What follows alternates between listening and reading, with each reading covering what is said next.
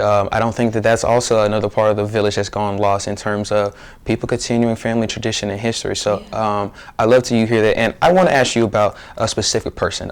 You were talking about power and dignity. James Meredith is the prolific definition in terms of my opinion of power and knowing who they are as a person and what they want to accomplish.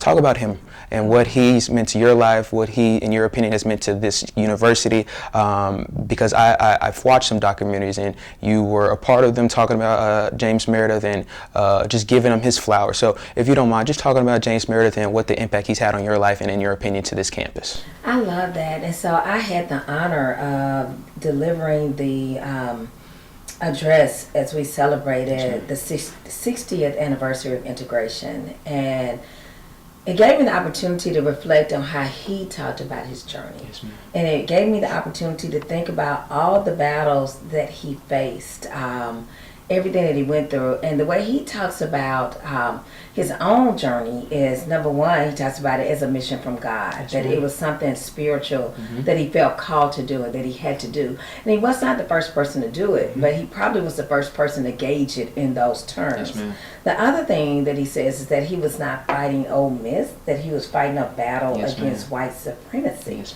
and so to think about that thought process, to think about what it took as a young person to say, it's not just about this institution, it's about something bigger than that, and what this institution represents. And if we can move beyond that, that it will begin to create new spaces and new opportunities for others. Yes, so to think about, I mean, a young person having, I don't think at that age, I mean, and Meredith had an interesting journey before that point, but I'm not sure at that age, if I had the critical makeup to think about things in the way that he did, and the fact that he risked his life. And so at the end of my address, I talked about the fact that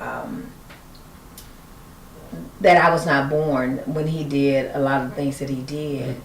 But he didn't just do it for the people who were living. He did it for the unborn babies. Yes, ma'am. And I was the unborn. Yes, ma'am. And to think about his work being so prolific that not only did it impact those people, it impacted people who were not even on the planet yet. That you created a safer space on the planet for other people to thrive, even though it really was not safe for him. Yes, he had to be guarded every day he was here until he graduated.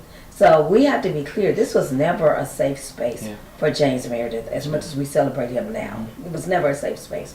But it is a safe space for many of us today. It's a safe intellectual space. It is not a space without challenges.